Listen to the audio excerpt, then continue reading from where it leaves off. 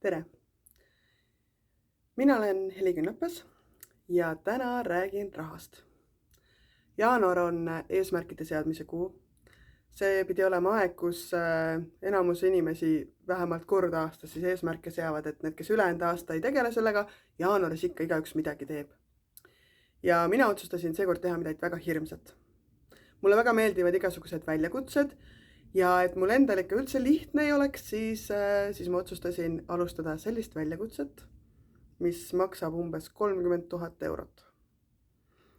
Ehk siis ma otsustasin teha väljakutset koguda raha ja leida võimalust, et koguda raha 6 kuu kulutuste raames, mis läheb Tallinnas elamiseks.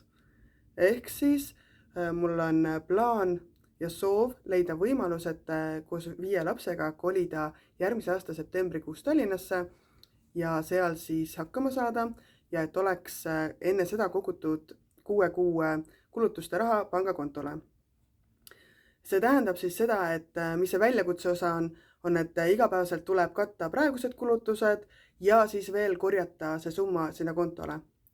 Et miks ma seda teha tahan, on see, et mul oleks kindlus ja tagala, et kui ma seal olen ja kogu see elu seal käima läheb, et siis ma ei peaks muretsema selle pärast, et kas nüüd selleks kõigeks raha jätkub. Sest pole saladus, praegu ma elan maal ja mitte, et siin kulutused väga väiksed oleksid, aga ilmselt summad on teised, et kas või kui võtta, palju praegu nagu majas tuleb maksta selle maja eest ja kui palju näiteks tuleb maksta siis panga või seda üüri Tallinnas näiteks korteri eest, et need summad on ikka natuke erinevad.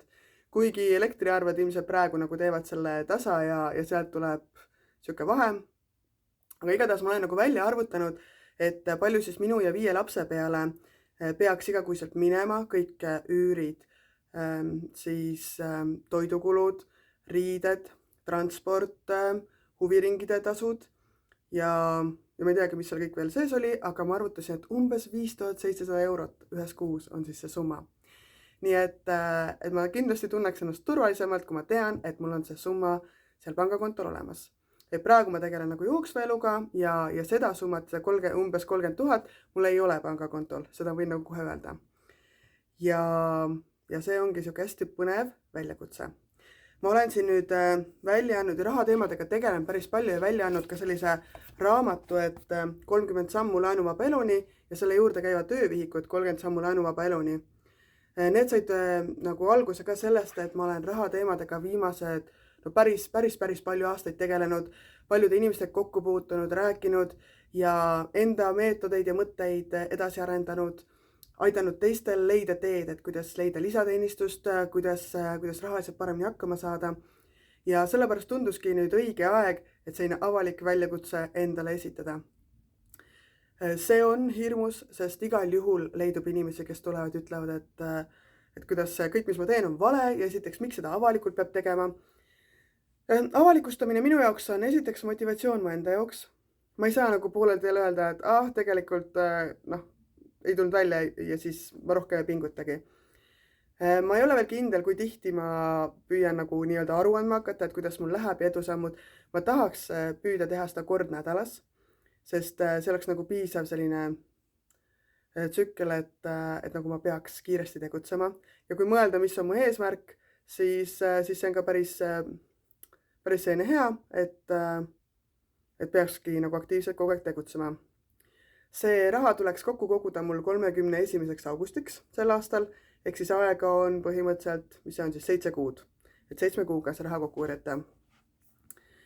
Miks ma üldse soovin Tallinnasse kolida, kui praegu paljud inimesed hoopis just Tallinnast püüavad välja kolida, on laste huviharidus, laste haridus. Sest 5 lapsega maal elades ma lihtsalt sõidan siit nii palju, et praegu on käes selline eluperiood, kus lihtsam oleks elada Tallinnas, et lastel oleks kõik vajalik kätte saada, vähemalt sel perioodil, mis meil praegu käsil on. Sellel teel on palju takistusi, et esiteks näiteks hooldusõiguse jagamine, mis ei ole meil üldse nagu tehtud ega vaieldud ja mis kindlasti tekitab veel küsimusi. Aga kõik need takistused, ma tean, et need olemas on, aga see ei takista mul nagu siiski planeerida, sest kui tuleb välja, et kõik muud takistused saavad nagu ületatud ja siis ikkagi nagu ei ole rahalisi võimalusi, et hoopis teise elatustasemega ellu astuda, siis nagu see oleks halb avastus sel hetkel. Et pigem ma nagu valmistun parimaks stsenaariumiks, mis minu jaoks hetkel on nagu parim stsenaarium ja mida ma arvan, et oleks laste jaoks parim stsenaarium. Et lastega on loomulikult kõik läbi räägitud, see ei ole nagu selline, et mina üksinda mõtlen. Kui ma läbi kukun, siis ma ei teagi, mis on läbikukkumine sellise variandi puhul, sest see lihtsalt tähendab, et me teeme samu asju edasi nii, nagu teeme ja võib-olla see polegi lihtsalt õige tee, mida minna. Sest jah, üks takistus on veel see, et lapsed peavad esiteks koolidesse sisseastumiseksamid ära tegema, et kas nad saavad sisse või ei saa ja kuidas sellega läheb, et ma ei tea seda kõike. Ja see ei tähenda, et ma ei saaks tegutseda, see ei tähenda, et ma ei saaks unistada, see ei tähenda, et ma ei saaks samme võtta ette, et minu unistus täide läheks. See, kuidas mina näen, et võiks nagu olla. Ja kordan veel, et see mina tähendab seda, et ikkagi lastega, kes ka asjas osalevad, on asjad läbi räägitud. Kuidas ma seda siis teen? Eesmärk ongi see, et leida lisateenistuse võimalusi, et võrreldes sellega, mis nagu tavapärane sissetulek on ja mis peaks katma nagu selle, mis on praegused kulud, et siis leida veel lisavõimalusi, et selle kõrvalt siis korjata ära kokku see 30 000 eurot. Ja kuidas ma seda teen? Millised on sammud, mis ma ette võtan? Siis neid ma tahangi jagada. Ja miks ma tahan jagada seda kõike? Ma ütlesin, et üks asi on see, et ma ise järel püsiksin, sest ma pean aru andma ja et keegi nagu ootab või keegi toetab seda, et keegi toetab, mõni ka ootab niiviisi parastavalt, et vaatame, kuidas sul läheb, on ja. Aga kindlasti on ka see, et mõnelgi inimesel võiks kasu olla sellest, mida mina teen, nendest teadmistest. Kui mina käin läbi mingid sammud, et kuidas jõuda oma eesmärgini, kui ma jagan neid, siis ma tean, et kindlasti on inimesi, kellel on sama mure, sama teekond käia ja kelle jaoks on kasu nendest mõtetest, mida mina jagan. Ja sellepärast ma plaaningi midagi sellist ette võtta.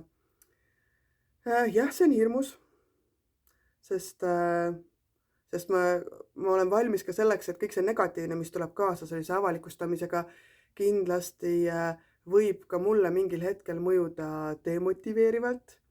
Nii et tekib tunne, et kuule, et ma ei saagi hakkama, ei jõuagi, ei suudagi, polegi võimalik. Aga äkki on ka neid, kes näiteks näevad hoopis neid võimalusi, mida mina ei näe ja võib-olla jagab minuga neid mõtteid. Võib-olla tuleb inimesi, kes kuulevad mu püüdlusest ja näevad seda, et mida võiks mulle pakkuda, milliseid samme veel, millist teadmist. Nii et kõik on võimalik. Ja tõesti, ma lähen sellele väljakutsele vastu selle suhtumisega, et läbikukkumist ei ole olemas.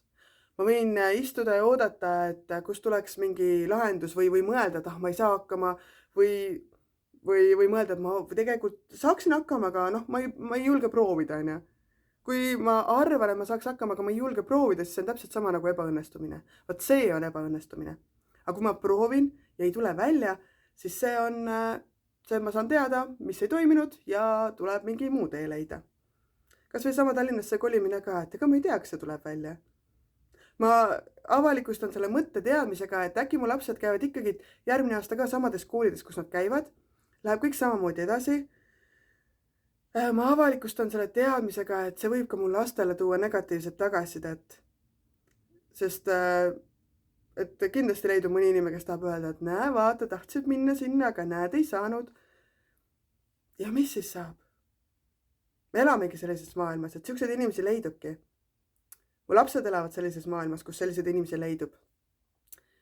Jah, mina tean ja ma olen ka enda lastele rääkinud, et inimesed, kes tulevad teisi parastama või halvustama või ootama, et näe, sa ei saa hakkama, ma ootan ainult, et sa ei saaks hakkama. Need on inimesed, kellel on endal paha ja kurb olla ja kes ise ei ürita. Need, kes ise üritavad, nendel ei ole aega, et tulla sulle mingit loengut pidama ja sõrmega järge pidada, et sa ei saanud hakkama. Nii et võtame siis seisukoha või mina võtan seisukoha, et täna on 0 seis sellel kontol, kuhu ma siis hakkan koguma 130 000 eurot, mitte 100, vaid seda 30 000. Ja loodetavasti ma leian süsteemi, nii et see jääbki ka jooksvaks, järjepidevaks sissetulekuks, täiendavalt siis praegusele ja nii ongi. nii et kui sind huvitab see, et kuidas mina selle raha kokku saan ja üldse see teekond, kuidas maalt linna kolimine õnnestub või ei õnnestub, siis tule jälgi mu postitusi blogis Minu ilus elu maal ja loodetavasti siis saad ka endale mingisuguseid uusi teadmisi. Nii et põnevad kuud on tulemas vähemalt minu jaoks, nii et kohtumiseni.